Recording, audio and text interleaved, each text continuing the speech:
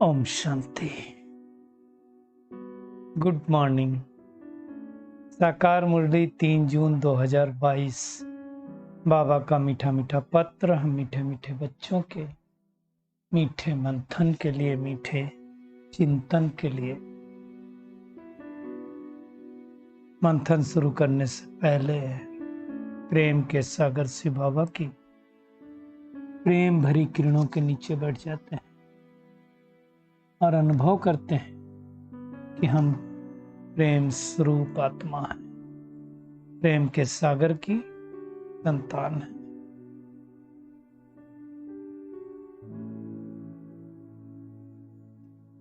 आज मीठे बाबा ने कहा, मीठे बच्चे, एक खेल है। देखिए, अलग अलग रीत इससे बाबा समझाते हैं जिससे हमारी बुद्धि में बैठ जाए, बुद्धि का ताला खुल जाए। किसका खेल है? कब्रिस्तान और परिस्तान का। 2 युग, सतयुग त्रेता रहता है परिस्तान, और द्वापर कलयुग कब्रिस्तान। शुरू में इतना नहीं होता है, लेकिन लास्ट में पूरा कब्रिस्तान। फिर परिस्तान बनेगा, लेकिन कब्रिस्तान से परिस्तान कैसे बनता है? अपने आप नहीं बन सकता है। परिस्तान से कब्रिस्तान अपने आप बनता है। कोई भी चीज नए से पुरानी अपने आप होती है, लेकिन पुराना सा नया कब्रिस्तान को परिस्तान बनाने के लिए परमात्मा को इस सृष्टि पर आना पड़ता है। बाबा कहते हैं, इसलिए तुम्हें इस कब्रिस्तान से दिल नहीं लगानी। क्यों? जाने वाली है ना। कब्रिस्तान तो रहेगा नहीं। आज का प्रश्न है, मनुष्य कौन सी एक बात को जान ले तो सब संशय दूर हो जाएंगे? उत्तर है, परमात्मा कौन है, वो कैसे आते हैं। अगर ये बात जान ले तो सारे संशय दूर हो जाए, भीड़ लग जाए, भीड़। लेकिन ड्रामा प्लान अनुसार अंत समय में ही सारी सृष्टि जानेगी, और तब यही कहेंगे, अहो प्रभु तेरी लीला अपरंपार आ पाए, आके ज्ञान सुनाया और चले गए, हमें पता भी नहीं चला। जब तक परमात्मा को नहीं जाना तब तक संशय मिट नहीं सकते। बाबा कहते, निश्चय बुद्धि बनने से विजय माला में आ जाएंगे। ये मेहनत है, निश्चय बुद्धि चाहिए, लेकिन एक एक बात में सेकंड में पूरा निश्चय होना चाहिए। परमात्मा ने कहा और हमने माना, कोई प्रश्न नहीं। इसमें कोई प्रश्न चलने की बात नहीं है कि हमारी बुद्धि में चलता रहे, ऐसा क्यों, ऐसा क्यों, नहीं। संपूर्ण निश्चय। आज का गीत है, छोड़ भी दे आकाश सिंहासन, धरती पर आ जा रे। क्या करने आए? हम पतितों को पावन बनाने के लिए आ जाओ। ये सब बातें परमात्मा बैठ समझाते हैं। वही बेहद का रूहानी बाप है। देखिए, आत्माएं तो सब रूप बदलती हैं, हम सब रूप बदलते हैं।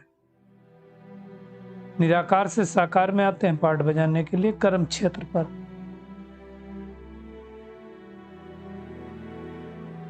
ये शरीर भी क्या है? कर्म क्षेत्र है ना। बच्चे कहते हैं, बाबा आप भी हमारे मुआफिक रूप बदलो। बाबा कहता है कि मैं भी रूप तो बदलता हूं, मतलब ब्रह्मा तन में प्रवेश करता हूं, उनमें प्रवेश करके मैं तुमको ज्ञान देता हूं।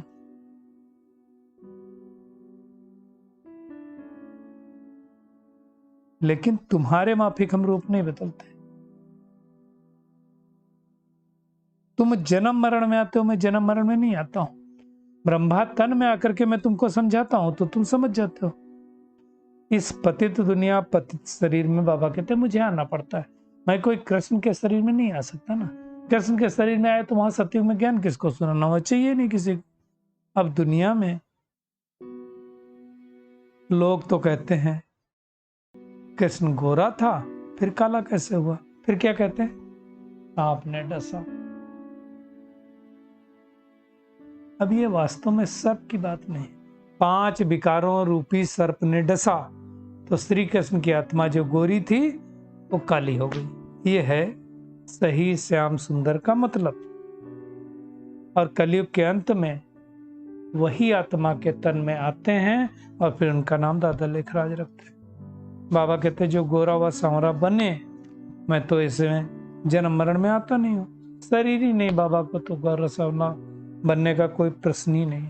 बाबा कहते हैं मैं कल्प कल्प संगम पर रहता हूँ, जब कलयुग का अंत और सतयुग का आदि होता है, मुझे ही आकर स्वर्ग की स्थापना करनी है। सतयुग है सुखधाम और कलयुग है दुखधाम। बाबा कहते हैं इस समय मनुष्य मात्र सब पतित हैं। कलयुग के अंत में तो कोई पावन मिलेगा नहीं ना। बाबा कहते हैं जब ऐसी हालत होती है तब तो मुझे आना पड़े, तब तो मैं आकर के स्वर्ग की स्थापना करूं। भ्रष्टाचारी, कितनी वंडरफुल बात बाबा ने कही, भ्रष्टाचारी शिष्टाचारियों की पूजा करते हैं। देखिए कितने बड़े राजा भी होंगे, उनके यहाँ जो मंदिर होगा वो कौन होते हैं? शिष्टाचारी होंगे तो उनकी पूजा करते हैं। बाबा कहते सन्यासी भी जब पवित्र बन जाते हैं तो अपवित्र जाकर के उनको माथा टेकते कि नहीं टेकते? ये सब समझने की बात है ना।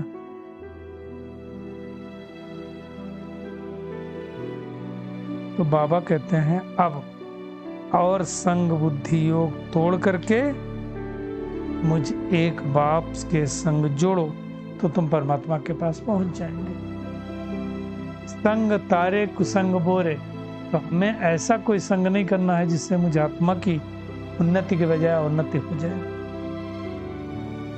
बाबा कहते हैं तुम ऑलराउंडर हो, 84 जन्म लेते हो, आदि से अंत तक तुम्हारा ऑलराउंड पार्ट चलता है। 84 जन्म हर आत्मा के तो होते नहीं, हमारे होते हैं, तो हमारा ऑलराउंड पार्ट हो गया।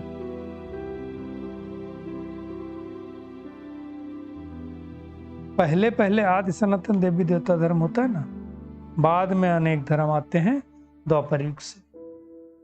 ये सब बातें परमात्मा के सिवाय कोई समझा नहीं सकता, क्योंकि किसी को पता ही नहीं। जन्म मरण में आते हैं तो हम भूल जाते हैं, परमात्मा को सारी बातें पता रहती हैं।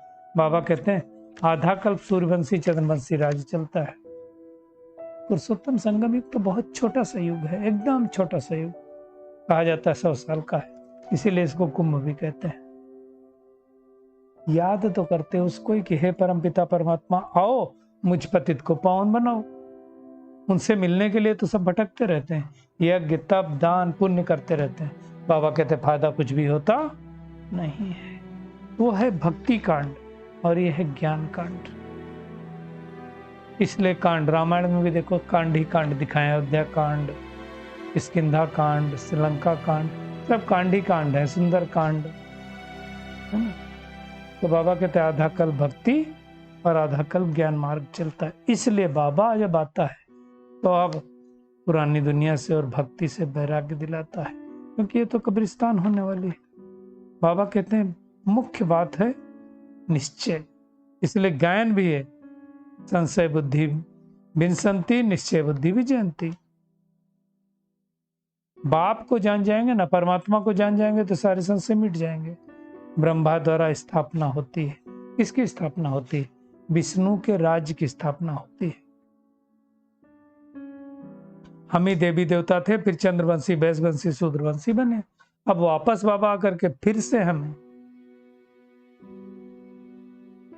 ब्राह्मण वंशी बना रहा है, फिर हम सूर्यवंशी बन जाएंगे। बाबा कहते हैं इस मेरे ज्ञान यज्ञ में विघ्न बहुत पड़ेंगे और इस रुद्र ज्ञान यज्ञ से ही विनाश ज्वाला प्रज्वलित होगी। सारी पुरानी दुनिया नहीं तो खत्म कैसे होगी? एक देवी देवता धर्म की स्थापना कैसे होगी अगर परिवर्तन नहीं होगा? तो बाबा कहते हैं तुमने पूरे 84 जन्म किए, तुम्हारा नई दुनिया में तुम्हारे राज होगा और तो कोई होगा नहीं, है ना। सतयुग त्रेता में कोई लड़ाई थोड़ी होती है, बाद में लड़ाई चालू होती है और ये है लास्ट लड़ाई। इसलिए दुनिया में ही दिखाते मूसलों से लड़ाई हुई, कहते हैं ना पांडवों और कौरवों के पेट से मूसल निकले और लड़ाई हुई। मूसल की बात नहीं, मिसाइल्स की बात है। बाबा कहते देखो आगे तलवार से लड़ते थे, फिर बंदूक आई, फिर तोप आई, अब बम से निकले, नहीं तो दुनिया का विनाश कैसे होगा। तो ये बम्स के द्वारा और फिर नेचुरल क्लाइमेटीज होगी। तो प्रकृति के 5 तत्व भी इसमें मदद करेंगे। बाबा कहते कई लोग नेचुरल क्लाइमेटीज से बचने के लिए इंश्योरेंस करवा लेते हैं।